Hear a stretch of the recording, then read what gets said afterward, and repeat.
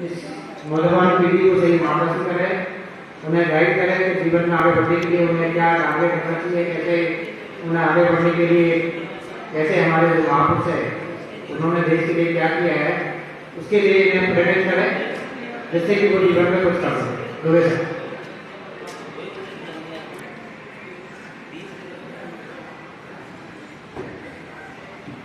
जी sir. हाँ sir, आ रहा हूँ 10 मिनट में। हाँ 2 मिनट में। श्री गोविंद गुरु कॉलेज के राधा कृष्णन हॉल में आजादी के अमृत महोत्सव के संबंध में लगी हुई प्रदर्शनी में उपस्थित मीना साहब, संयोजक महोदय एवं प्रिय विद्यार्थियों, यह एक दुर्लभ अवसर होता है जब हमारे सामने में देश के द्वारा या राज्य के द्वारा उठाई गई सारी योजनाओं, सारे कदमों, चलाई गई सारी योजनाओं के बारे में एक जगह जानकारी प्राप्त होती है। इसलिए सभी विद्यार्थियों को इस अवसर का लाभ उठाना चाहिए और मैं आयोजकों की मेहनत को और विभिन्न प्रकार के आयोजन में दी गई सुविधाओं के लिए साधुवाद देता हूं। मुझे निमंत्रित किया गया है कि हमारा देश आजादी का अमृत महोत्सव मना रहा है। इस पर युवा पीढ़ी से जुड़कर मैं उनके बारे में, देश के बारे में कुछ बातें करूंगा। आप सभी जानते हैं समुद्र मंथन हुआ था। समुद्र मंथन में क्या क्या चीजें मिली थी? समुद्र मंथन में क्या क्या मिला था? मुख्य रूप से बताइए। अमृत तो मिला ही था, अमृत के साथ और कुछ क्या मिला था? नहीं ध्यान में? विष भी मिला था। Very good. अमृत भी मिला था और विष भी मिला था। मैं आप सभी से पूछना चाहता हूं कि आज आपके जीवन में अमृत का अनुभव ज्यादा हो रहा है या विष का? विष का। इतनी सच्ची बात है आपने कहने का साहस किया क्योंकि आप युवा हैं। बहुत प्यारी 4 लाइनें हैं, आप ध्यान से सुनिएगा। सुधा कल्पना मात्र, गरल का दावा 16 आने सच है। कभी किसी ने चखा न देखा, केवल नाम चला आता है। पर विष बिकता चौराहे पर, जो खाता है मर जाता है। विष बिकता चौराहे पर, जो खाता है मर जाता है। कभी क्या कहना चाह रहा है? अमृत भी मिला है, ऐसी बातें नहीं है। देश जब आजाद हुआ था तो भारत के पास जो चुनौतियां थी, चुनौतियां बहुत बड़ी थी। उस समय 10 में से करीब 7 बच्चे, 8 बच्चे मर जाते थे। देश में निरक्षरता बहुत बड़ा विषाद था और देश को आजादी जो मिली थी उसके साथ साथ विष के रूप में हमें बंटवारा भी मिला था। हर क्षेत्र में भारत पिछड़ा हुआ था। इसलिए आज 75 वर्षों के बाद हमने पाया बहुत है। आज जो बच्चे पैदा होते हैं उनके मर जाने पर आश्चर्य होता है। आज देश में शिक्षा का स्तर बहुत बढ़ा है। यहां तक कि राज्य सरकारों द्वारा भी आपके गांव-गांव में स्कूल के साथ साथ कॉलेज खोलने की व्यवस्था की जा रही है। यदि कोई युवा पढ़ना चाहता है तो आज उसके पास इतने प्रकार के लिए कि इसको कहा जाता है ज्ञान का विस्फोट। सोशल मीडिया के द्वारा, टीवी आदि माध्यमों के द्वारा आपके पास जानकारियों का अभाव नहीं है, पर्याप्त है, बहुत है। एक समय था कि हमें लाइब्रेरी की सुविधा उपलब्ध नहीं होती थी। आज आपके मुट्ठी में संसार है, लेकिन फिर भी मैं पूछना चाहता हूं कि युवाओं को इस अमृत महोत्सव के काल में बीस का अनुभव ज्यादा क्यों हो रहा है? बातें करनी पड़ेगी, बातें करनी पड़ेगी, क्योंकि शिक्षा की बारिश जीवन की जड़ों के समीप होनी चाहिए। आपकी जहां समस्याएं हैं वहां पर यदि मैं बोलूंगा तो आपको सबसे ज्यादा अच्छा मेरा व्याख्यान लगेगा।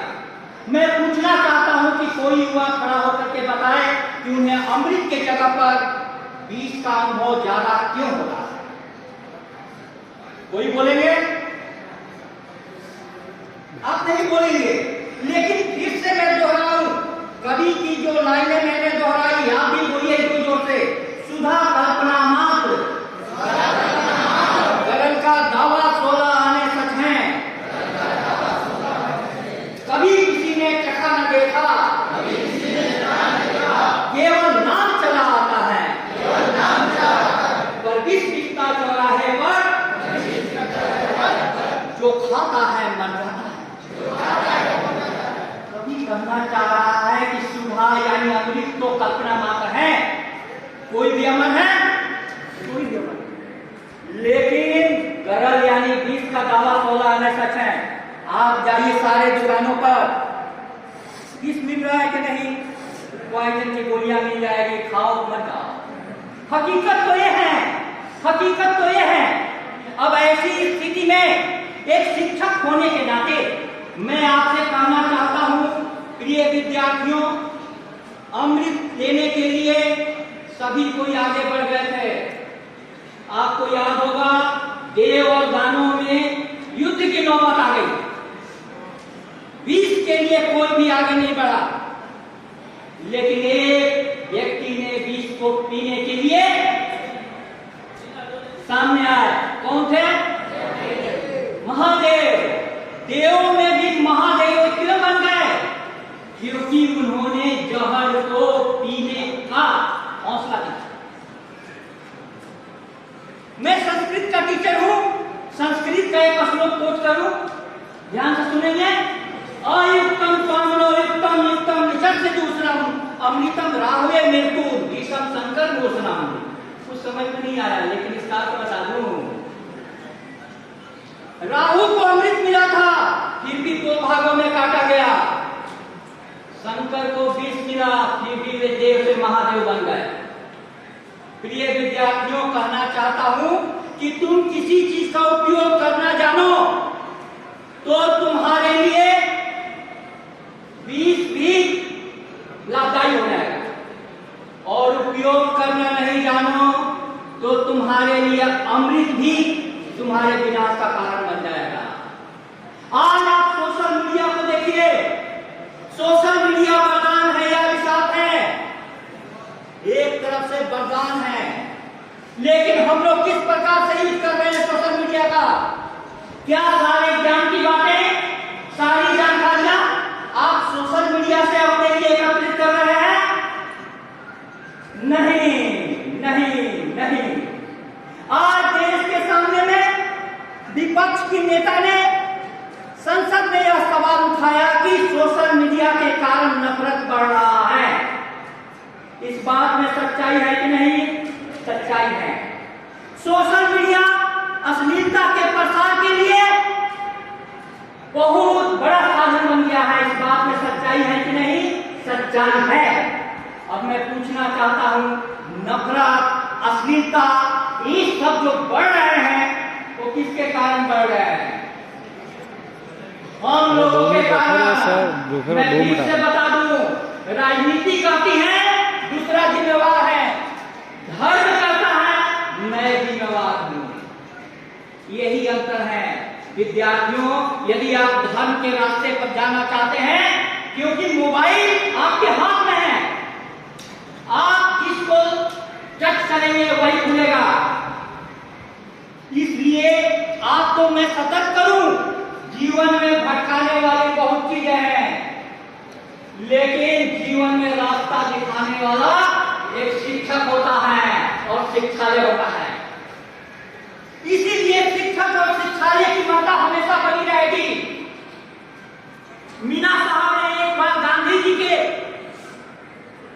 जन्म दिवस 2 अक्टूबर को मुझसे कहा कि 2 मिनट का एक वीडियो आप अपना बना करके भेजिए, मैं इसे सारे जगह प्रसारित कर दूंगा। मैंने उस समय, चूंकि यह आजादी का अमृत महोत्सव कहां से प्रारंभ किया गया है मालूम है? 12 मार्च को किया गया। और कहां से?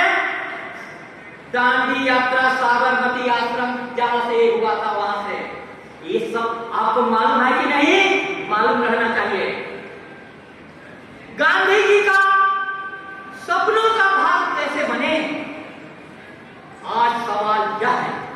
हम जो 20 की फसल काट रहे हैं, आपको 20 अनुभव हो रहा है, वो किस कारण से? जिस दिन आजादी का अमृत महोत्सव का प्रारंभ किया गया था, उसी दिन इंटरनेशनल ट्रांसपेरेंसी की एक रिपोर्ट आई थी, जिसमें भ्रष्टाचार में भारत सबसे ऊंचा था। हमारे महापुरुषों ने अपने जीवन का बलिदान दिया था ताकि अगली पीढ़ियां अमृत प्राप्त कर सके, अमृत प्राप्त कर सके। लेकिन वो अमृत जनता तक पहुंचा? हाँ या ना बोलिए, जनता तक पहुंचा? जोर से बोलिए, कहां पर रुक गया? सोचना होगा, सोचना होगा। अमृत रुक कहां गया? सोचना होगा, कहां अमृत रुक गया? गांधी जी कहते थे कि तुम्हारा मंजिल जितना पवित्र हो, जी सर। साध जितना पवित्र हो, उतना ही सर वो बच्चों का साधन भी बाकी को पवित्र बिठा दिया है होना बस में, चाहिए। कुछ का पुरस्कार बाकी है। 10 जनों ने जवाब दिया, उनका पुरस्कार बाकी ले जाएंगे। तो इसके लिए आपको हाँ। पढ़ना चाहिए दिन रात। आ रहा हो लेकिन 5 आप मिनट किसी शॉर्टकट की तलाश में हैं, तो यह क्षेत्र सर पासबुक 1 वीक फ्री से पढ़ता है।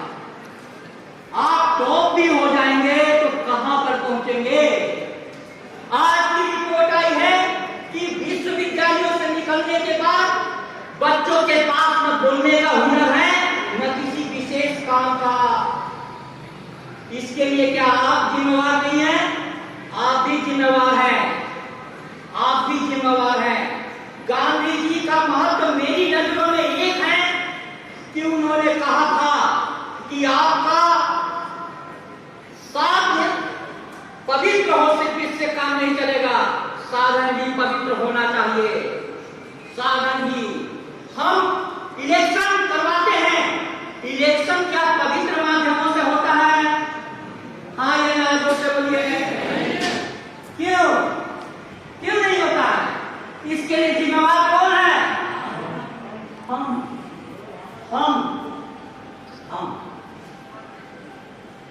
मैं एक अपनी लिखी हुई कविता आपको सुना दूं कि कैसा भारत मैं चाहता हूं। आप ध्यान से सुनिएगा, सब में बची हुई बातें पर एक शब्द पर गौर कीजिएगा। काश हमारे भारत में शास्त्र भी हो और शस्त्र भी हो, योग में पूरा डूबा रहे और भोग का समय अस्त्र भी हो, जीवन का फूल खिलता रहे कि धर्म भी हो, विज्ञान भी हो, मंदिर की डगर भी आगे बढ़े और दुनिया का कुछ ज्ञान भी हो। ध्यान में उनके चुप रहूं, मन मंदिर से ताल्लुकात भी हो, धरती भी बसी आंखों में रहे, आकाश से खुली बात भी हो। अंतिम लाइन, कमियों का एहसास भी हो और शक्तियों का विश्वास भी हो। काश हमारी किस्मत में संसार भी हो, संन्यास भी हो। काश हमारी किस्मत में संसार भी हो। मेरे प्यारे विद्यार्थियों, इस संसार में ऐसे जियो, इस दुनिया में ऐसे जियो जैसे तुम पूरा संसारी हो। सारे काम करने पड़ेंगे। मुझे शिक्षक के रूप में, एक पिता के रूप में, परिवार के सदस्य के रूप में सारे दायित्वों को निभाना पड़ता है। मैं अपने जिम्मेवारी से भाग नहीं सकता हूँ, इसलिए आपको व्याख्यान देने के लिए सर ने कहा, तो मैं अपना कई काम रोक कर करके आया हूँ। लेकिन इस काम को कैसे करो? सन्यासी की तरह करो। सन्यासी की तरह करने का मतलब क्या है? तुम्हारे हाथ में सिर्फ कर्म है, कर्म में ही तेरा अधिकार है, फल में कभी नहीं। लेकिन यदि आप कर्म करेंगे तो निश्चित रूप से परमात्मा ने ऐसी व्यवस्था की है कि आपको फल मिलेगा। सोशल मीडिया पर मेरे लिखे हुए लेख कई ऐसे लोग पढ़ते हैं जिनको मैं जानता भी नहीं हूं। सर, सबको उस लेख को फॉरवर्ड कीजिए, क्योंकि आपके पास यदि विचार की सामर्थ हो तो आजादी का अमृत महोत्सव सही में अमृत की ओर कदम बढ़ा सकता है। भारत में संपत्ति की कमी नहीं है, संपत्ति बहुत ज्यादा है, तभी तो विश्व के अमीर देशों में भारतीयों की संख्या बढ़ती जा रही है। भारत में प्रतिभाओं की कमी नहीं है, प्रतिभाएं बहुत ज्यादा है। रूस यूक्रेन युद्ध ने साबित कर दिया कि हमारे प्रतिभाएं डॉक्टर की डिग्री पाने के लिए विदेशों में जा रही हैं। भारत में संसाधनों की कमी नहीं है, भारत बहुत संसाधनों में समृद्ध है, लेकिन उन संसाधनों पर एकाधिकार कुछ लोगों ने कर रखा है।